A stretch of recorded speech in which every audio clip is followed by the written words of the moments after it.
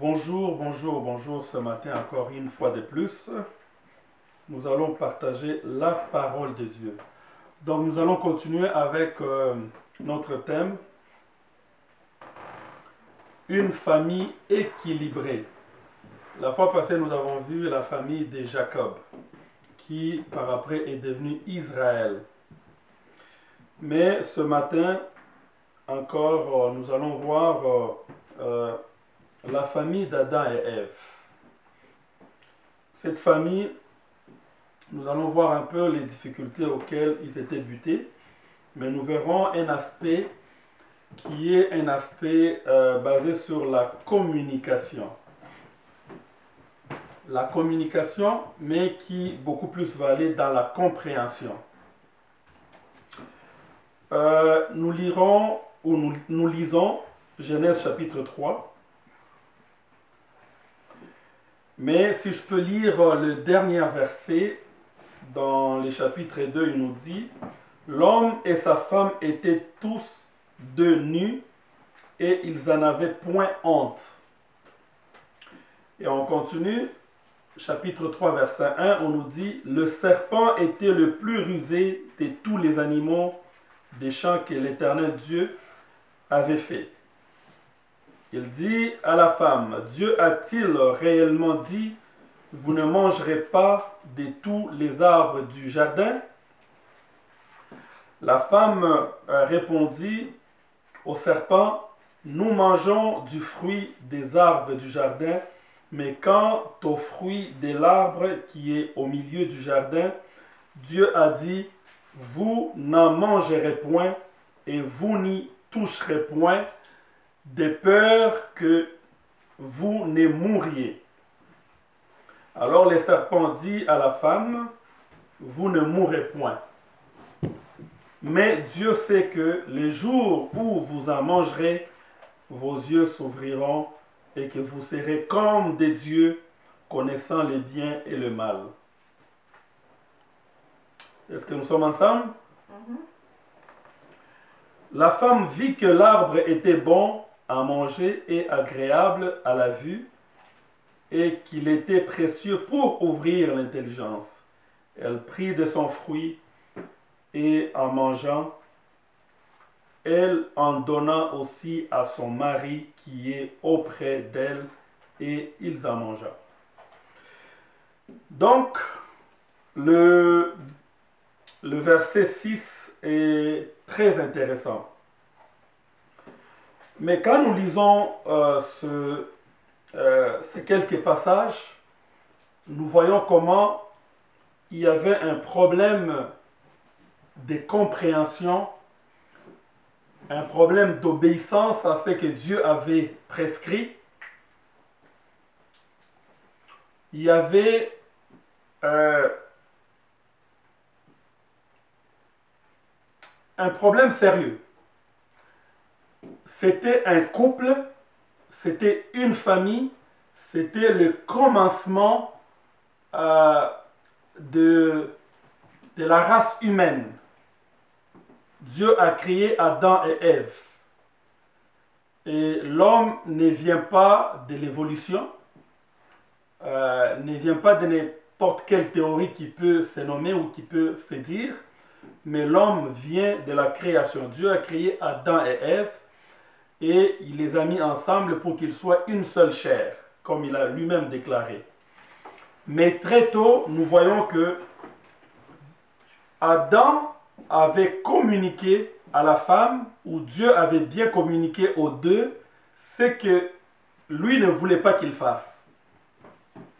Mais à ce niveau, nous voyons que et Adam et Ève, tous connaissaient ce que Dieu avait fait. Et à savoir, s'ils avaient compris réellement ce que Dieu voulait d'eux, mais c'est à la lumière de la parole et en voyant les problèmes auxquels ils ont traversé, ou les problèmes auxquels ils ont été butés, pour savoir qu'ils n'avaient pas compris. Parce que le mot comprendre implique la pratique de ce qui a été compris et de ce qui a été communiquer. Le problème que ce couple connaît en ce moment,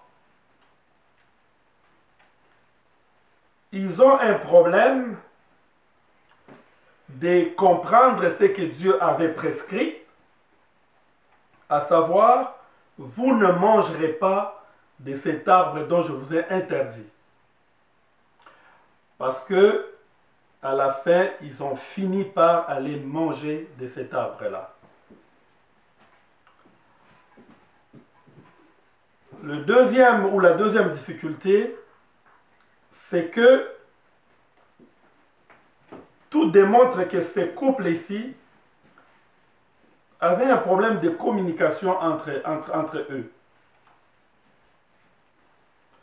Le verset 6 dit, « La femme vit que l'arbre était bon à manger et agréable à la vue, et qu'il était précieux pour ouvrir l'intelligence.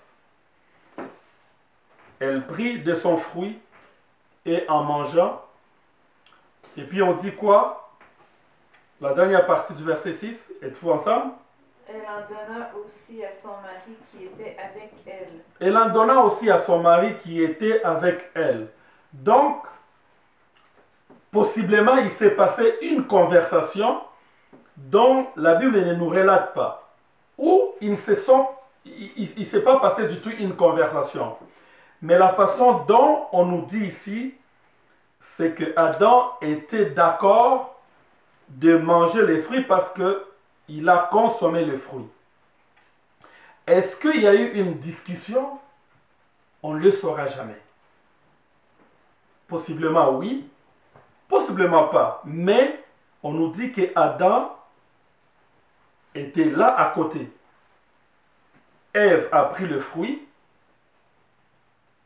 et l'a mangé et l'a donné aussi à Adam qui était à côté.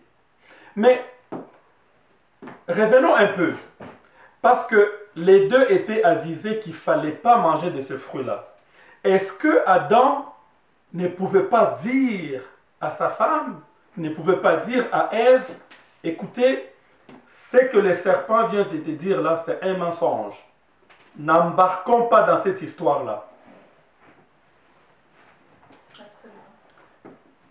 Est-ce qu'il lui a dit ça? Non. La Bible ne nous dit rien. Donc, soit il a dit, il y a eu une discussion, ou même une chicane, comme c'est dans la plupart des couples. Tel est d'accord, tel n'est pas d'accord, et puis hop, ça se chicane, ça se dispute, hop, et puis ça se calme. Oh bon, ok, je prends ton avis, ben on va aller avec ton avis parce qu'on veut avoir la paix. En général, c'est comme ça. Mais ici, on est en train de parler du couple. On est en train de parler des partenariats. On est en train de parler des gens qui marchent ensemble dans un objectif de servir Dieu. Mais il arrive des fois que tel a un point de vue qui est vrai ou qui est faux, mais l'autre a un point de vue contraire. Et là, ça va se disputer. Oh, c'est moi qui ai raison, mais écoute, moi, ma compréhension dans la Bible, elle est comme ça. Moi, je pense qu'on devrait faire ça. L'autre dit, on ne doit pas faire ça. Et puis, oups, les gens, des fois, on voit des églises se diviser. L'autre va créer sa doctrine, l'autre va aller de l'autre côté, va créer son église. Mais ici, Adam et Ève pouvaient s'arrêter parce que c'est Dieu qui les a créés. C'est Dieu qui leur a parlé en premier. Mais pourquoi aller écouter et appliquer qu'est-ce que les serpents leur avaient dit?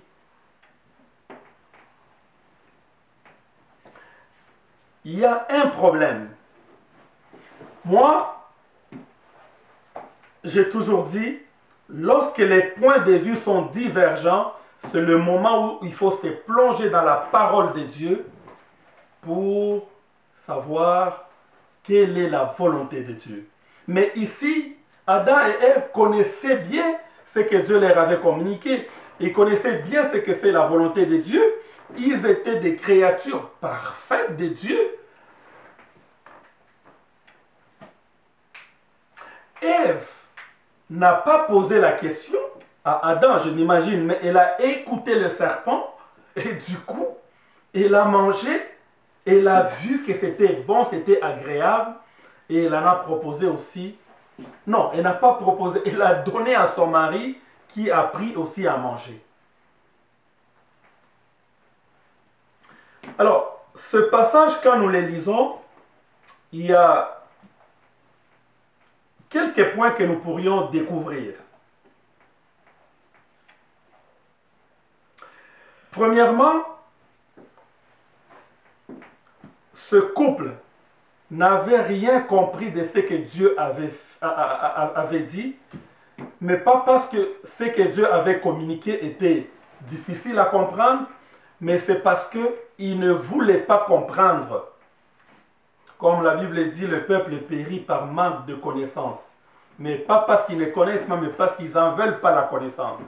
Combien de gens d'entre nous, combien de chrétiens rejettent la vérité? Combien de chrétiens rejettent ce que Dieu dit? On sait très bien que ça ne va pas m'apporter le bonheur, mais cependant, je me mets dans cette voie, cependant, je m'embarque dans une voie, cependant, je sais que ça ne va pas me mener nulle part, ça ne va pas me mener à la bonne destination, mais cependant, je m'embarque là-dedans.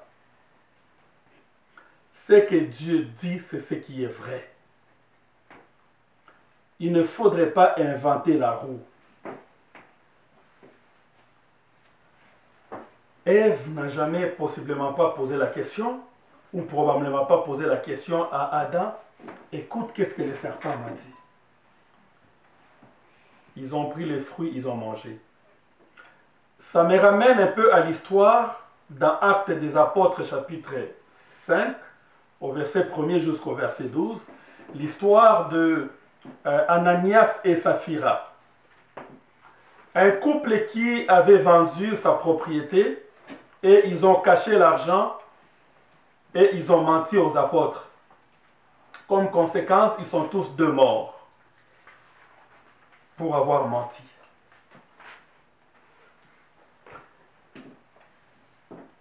Évidemment, Adam et Ève,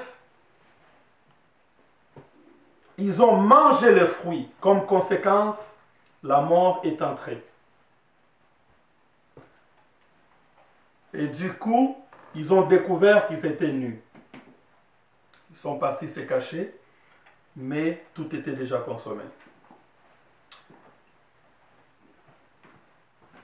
Deuxième point qui est très intéressant, c'est comme si Adam ne voulait pas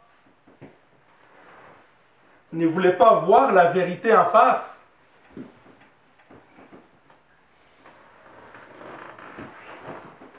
Il ne voulait pas voir cette vérité. La vérité était que ils étaient tous deux en train d'embarquer dans une désobéissance. Peut-être Ève ne voulait pas être conseillée. Dans un couple, dans un partenariat, dans une famille, le conseil est très important. La famille est faite pour se conseiller mutuellement. Mais malheureusement, si on est une famille où chacun fait ce qu'il veut, on va tous tomber ensemble, on va mourir tous ensemble. C'est ça qui est arrivé dans ce cas ici. Ève est venue avec les fruits parce que le serpent lui avait dit, elle est venue avec une mauvaise idée et elle a donné le fruit à son mari qui d'ailleurs était averti et ils sont tous morts et toute leur génération et le mal nous a atteints jusqu'aujourd'hui par la désobéissance d'une personne comme la Bible le dit dans les épîtres de Paul. Mais gloire soit rendue à Dieu parce que comme la désobéissance est entrée par une seule personne, l'obéissance en Jésus est venue nous accorder le salut. Une famille, ça communique bien les belles paroles. Une famille, on doit chercher la compréhension de Dieu. On doit chercher à savoir, ok, est-ce que tel a une belle idée? Ah, il faut l'écouter. Ah, est-ce que tel a donné un bon conseil? Ah, il faut l'écouter. Est-ce que tel a donné une bonne proposition? Il faut la suivre. Est-ce qu'elle est mauvaise? Non. Si elle est mauvaise, il faut s'en remettre au conseil de Dieu. Il faut recommander le tout entre les mains de Dieu. Je suis d'accord que le père soit le chef de la famille, comme la Bible dit, je suis d'accord que les parents soient les personnes ressources ou les guides des enfants, ou les chefs de la famille, comme le dit la parole de Dieu. Mais au-delà de tout, et les parents et les enfants, nous devons tous nous remettre à Dieu dans toutes les circonstances, dans toutes les décisions, dans tout ce que nous voulons prendre comme choix. Et c'est de cette façon-là que nous allons réussir. Sinon, comme je l'ai dit la fois passée, une personne tombe, nous allons tous tomber. Une personne dans la famille souffre, nous allons tous souffrir. Mettons-nous un peu dans une position où c'était juste Ève qui avait mangé le fruit et que Adam n'en avait pas mangé. Possiblement, Ève allait mourir, mais vu qu'ils étaient une seule chair, Adam allait souffrir pareil. Mais les deux ont mangé le fruit, la souffrance est entrée.